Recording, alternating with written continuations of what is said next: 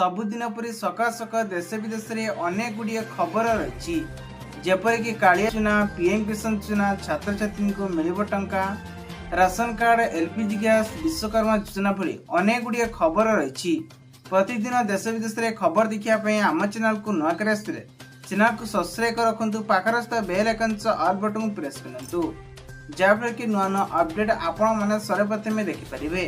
चलतु दर्शक बंधु आज सकाळ न्यूज उपर नजर पकेबा।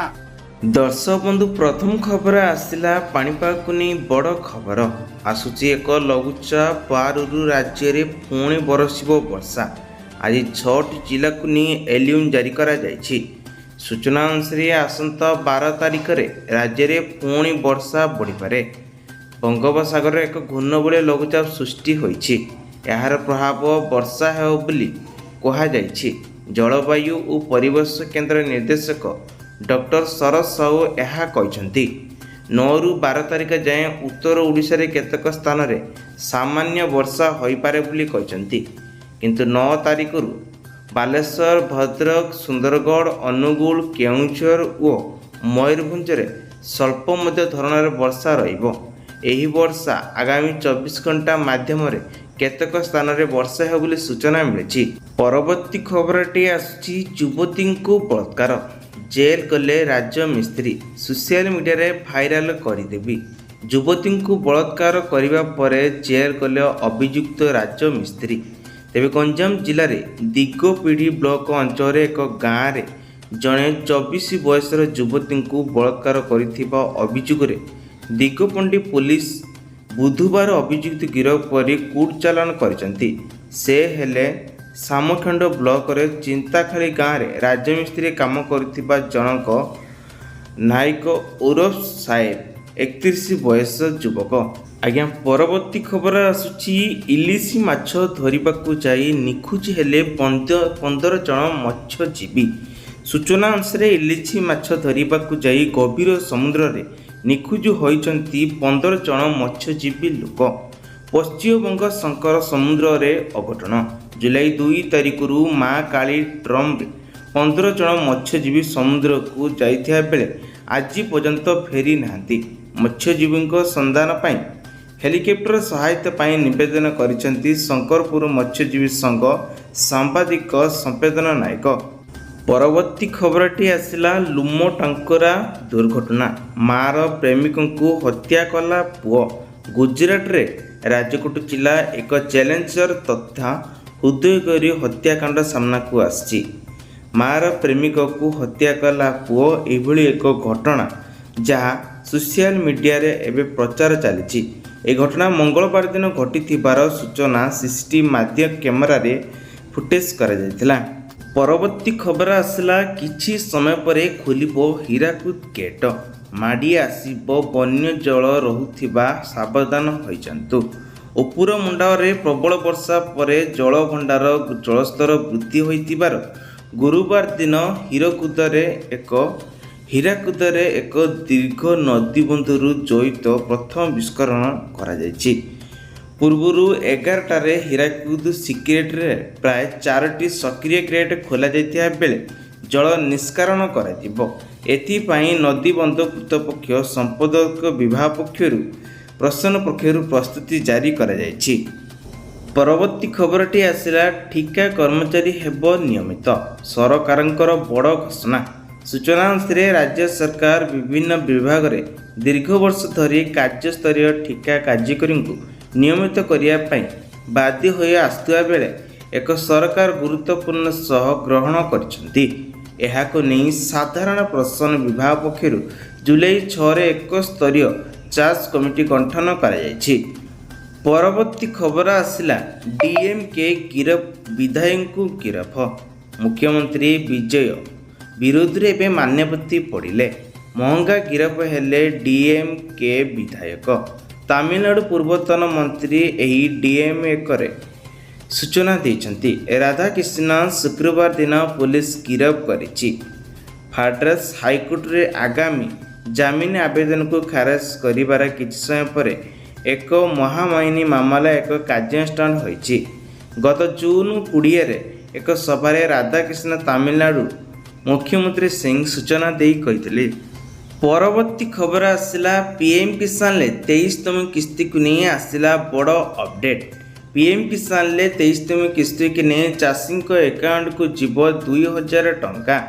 ସୂଚନା ଅନୁସାରେ ପ୍ରଧାନମନ୍ତ୍ରୀ କିଷାନ ମାନଧନ ସୁଆରେ ଲକ୍ଷ ଲକ୍ଷ ତକ ଚାଷୀଙ୍କ ପାଇଁ ଖୁସି ଖବର ମୋଦି ସରକାର ଦେଇଛନ୍ତି। ଯଦି ଆପଣ ମଧ୍ୟ ଚାଷ ପାଇଁ ସରକାର ଠାରୁ ଆର୍ଥିକ ସହାୟତାକୁ ଅପେକ୍ଷା କରିଛନ୍ତି, ତେବେ 2023 ମସିହାରେ ଲାଗୁ କରାଯାଇଥିବା କିଛି ନୂଆ ନିୟମ ଅନୁଯାୟୀ 23ତମ କିସ୍ତିକୁ ଏକ ସୂଚନା ଦିଆଯାଇଛି। 13 ମାର୍ଚ୍ଚ 2026ରେ ପ୍ରଧାନମନ୍ତ୍ରୀ ମୋଦି ସରକାର ଆସାମରେ ଏହି ଛୁଆରେ 22ତମ କିସ୍ତିକୁ ନେଇ ଜାରି କରିବେ ବୋଲି ସୂଚନା ଦେଇଛନ୍ତି। ପରବର୍ତ୍ତୀ ଖବର ଆସିଲା ରାସନ କାର୍ଡ ଧାରୀଙ୍କ ପାଇଁ ବଡ଼ ଖବର। ଏବେ ହିଁ ପରିବାରଙ୍କୁ ମିଳିବ ମୁଣ୍ଡ ପିଛା 7 କିଲୋ ମାଗଣା ଚାଉଳ। ଏହି ସ୍କିମ୍କୁ ନେଇ ସୂଚନା ଏବେ ଚାରିଆଡ଼େ ରାଷ୍ଟ୍ରୀୟ ଖାଦ୍ୟ ସୁରକ୍ଷା ଅନୁଯାୟୀ ସୂଚନା ଦିଆଯାଇଛି। ରାସନ କାର୍ଡ ଧାରୀଙ୍କ ପାଇଁ ଆସିଲା ବଡ଼ ଖବର। ମୁଣ୍ଡ ପିଛା ଏଣିକି 7 କିଲୋ ଚାଉଳ ମିଳିବ। ଜନସାଧାରଣଙ୍କୁ ନେଇ ଜୁଲାଇ 13 ତାରିଖରୁ ଜନସାଧାରଣଠାରୁ ମତାମତ ଦେଇଛନ୍ତି। ଖାଦ୍ୟ ଅଧିକାରୀଙ୍କ ପକ୍ଷରୁ ଏବେ ଏହି ସୂଚନା ପ୍ରୋତ୍ସାହିତର ସୂଚନା ଦିଆଯାଇଛି। ପରବର୍ତ୍ତୀ ଖବର ଆସିଲା ହଠାତ୍ କାହିଁକି ବନ୍ଦ ହେଲା ବାଜାଜ ପଲ୍ସର N125।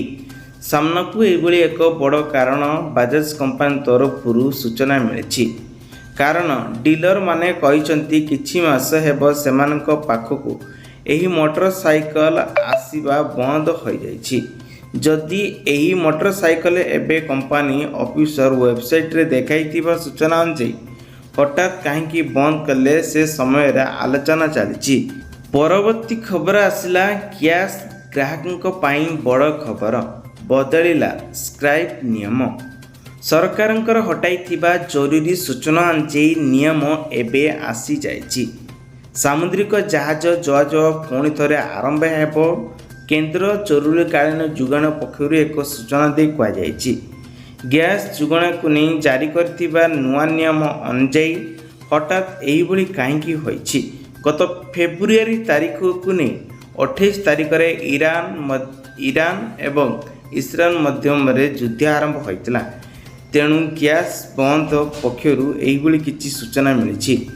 ପରବର୍ତ୍ତୀ ଖବର ଆସିଲା ପୋଷ୍ଟ ଅଫିସରେ ଆର୍ଡି ସ୍କିମ୍କୁ ନେଇ। ପ୍ରତିଦିନ 100 ଟଙ୍କା ରଖି ପାଆନ୍ତୁ 5 ଲକ୍ଷ ଟଙ୍କା।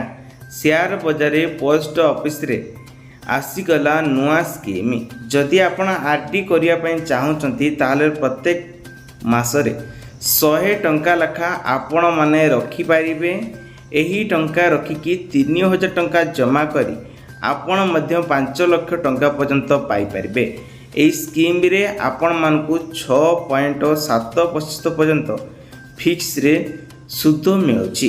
ଯଦି ଆପଣ ଇଚ୍ଛୁକ ଅଛନ୍ତି, ତାହେଲେ ସ୍କିମ୍ରେ ଆପଣମାନେ କରିପାରିବେ।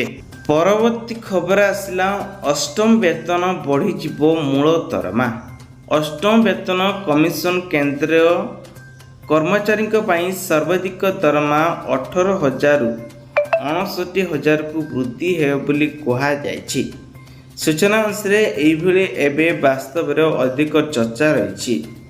ତେବେ ବୃଦ୍ଧି ହେବାକୁ ନେଇ 3.838 ଫିଲ୍ଡରେକ୍ରେ ଫିକ୍ସଡ ଡିପୋଜିଟକୁ ନେଇ ଏହା ଯୋଡ଼ାଯିବ, ଯାହାଫଳରେ ସବୁ ଅଧୀନରେ ମେମ୍ବର ରହିବେ। ପରବର୍ତ୍ତୀ ଖବର ଆସିଲା ଏସ୍ଆଇଆର୍କୁ ନେଇ ମୁଖ୍ୟ ନିର୍ବାଚନ ଅଧିକାରୀ ବଡ଼ ସୂଚନା। ଦାବି ବଢ଼ିଲା 20 ଲକ୍ଷ 14,000 ଭୋଟ। ଏସ୍ଆଇଆର୍କୁ ନେଇ ବଡ଼ ଖବର ପ୍ରକାଶ ପାଇଛି। ଚିଠା ତାଲିକା ଏବେ ବାଦ ପଡ଼ିଲେ 20 ଲକ୍ଷ 14,000 ଭୋଟ ଏସ୍ଆଇଆର୍ ଚିଠାରୁ ତାଲିକାକୁ ପ୍ରସ୍ତୁତ ହୋଇଛି। ସମସ୍ତ ରାଜନୈତିକ ଦଳକୁ ଏକ କପି ଦିଆଯାଇଛି। 3 କୋଟି 3 ଲକ୍ଷ ଭୋଟର ଥିଲେ, ଏବେ 20 ଲକ୍ଷ 14,000 ଭୋଟର କଟିଯାଇଥିବାର ସୂଚନା ମିଳିଛି। 13 ଲକ୍ଷ ଭୋଟରଙ୍କ ଚିଠା ପ୍ରସ୍ତୁତ କରାଯାଇଛି। ପରବର୍ତ୍ତୀ ଖବର ଆସିଲା ମହାନଦୀରେ ଭାସିଗଲେ ଯୁବକ। ମହାନଦୀରେ ଭାସିଗଲେ 3 ଯୁବକ, 2 ଜଣ ଉଦ୍ଧାର ହେଲେ, ଜଣେ ନିଖୋଜ ରହିଛନ୍ତି। ମହାନଦୀର ନିରାଜ ନିଷ୍ଠୁର ବୁଢ଼ା ବୃନ୍ଦା ରବିବାର ଏକ ଦୁଃଖ ଘଟଣା ଘଟିଛି। ବୁଢ଼ାବନ୍ଧ ନିକଟରେ ବୁଲାବୁଲି କରୁଥିବା ବେଳେ 3 ଜଣ ଯୁବକ ହଠାତ୍ ନଦୀରେ ପ୍ରସଙ୍ଗର ଶେଷରେ ଭାସି ଯାଇଥିଲେ। ସ୍ଥାନୀୟ ଲୋକ 2 ଜଣଙ୍କୁ ଯୁବକକୁ ସୁରକ୍ଷା ଭାବରେ ଉଦ୍ଧାର କରିଥିଲେ, କିନ୍ତୁ ଅନ୍ୟ ଜଣେ ଯୁବକ ଏପର୍ଯ୍ୟନ୍ତ ନିଖୋଜ ରହିଛନ୍ତି। ପରବର୍ତ୍ତୀ ଖବର ଆସିଲା, କ'ଣ ସତରେ E20 ପେଟ୍ରୋଲରେ କମିଯିବ ମାଇଲେଜ? ସାମ୍ନାକୁ ଆସିଲା। ଏହି ପ୍ରଶ୍ନକୁ ନେଇ ଭାରତ ସରକାର ଦେଲେ ଅନେକ ପ୍ରଶ୍ନ। ପେଟ୍ରୋଲକୁ ନେଇ ସାରା ଦେଶରେ ଲୋକଙ୍କ ମଧ୍ୟ ଏକ ବିକ୍ରତ ଆରମ୍ଭ ହୋଇଛି। କେଉଁଠି କେଉଁଠି ହନ୍ତସନ୍ତ ଦେଖିବାକୁ ମିଳୁଛି। ସୋସିଆଲ ମିଡ଼ିଆରେ ନୂଆ ଓ ପୁରୁଣା ଗାଡ଼ିକୁ ଖରାପ ହେବା, ମାଇଲେଜ କମିଯିବ, ଇଞ୍ଜିନ ନଷ୍ଟ ହେବ, ବୀମା ବାତିଲ ହେବା ପାଇଁ ଏହିଭଳି ପେଟ୍ରୋଲରେ ଆଗକୁ ରହସ୍ୟମୟ ମିଶାଇବା ପାଇଁ ଅନେକ ଭାବଚିନ୍ତା କରାଯାଇଛି। ତେବେ ଭାରତ ସରକାର ଦେଲେ ଅନେକ ଗୁଡ଼ିଏ ପ୍ରଶ୍ନ ଉଠାଇଛନ୍ତି। ପରବର୍ତ୍ତୀ ଖବର ଆସିଲା, ଜିଓର ଚିନ୍ତା ବଢ଼ାଇଲା ଏୟାରଟେଲ୍। ଜିଓର ଚିନ୍ତା ବଢ଼ାଇଲା ଏୟାରଟେଲ୍। ଅନଲିମିଟେଡ୍ 5G ସହିତ ଏହି ପ୍ଲାନ୍ ମଧ୍ୟ ଅଧିକ ସୁବିଧାରେ ମିଳୁଛି। ସୂଚନା ଅନୁସାରେ ଏକ ଧାରାରେ କହିବାକୁ ଗଲେ ଏୟାରଟେଲ୍ରେ 200 ଟଙ୍କିଆ ପ୍ଲାନ୍ ରହିଛି। ଏଥିରେ 28 ଦିନ ପର୍ଯ୍ୟନ୍ତ ରହୁଛି। ପ୍ଲାନ୍ରେ 30 GB ଇଣ୍ଟରନେଟ୍ ଡାଟା ପାଉଛନ୍ତି, ଯାହା ସହଜରେ ବ୍ୟବହାରକାରୀଙ୍କ ପାଇଁ ଅନଲିମିଟେଡ୍ 5G ଡାଟାର ସୁବିଧା ମଧ୍ୟ ଉପଲବ୍ଧ ରହିଛି।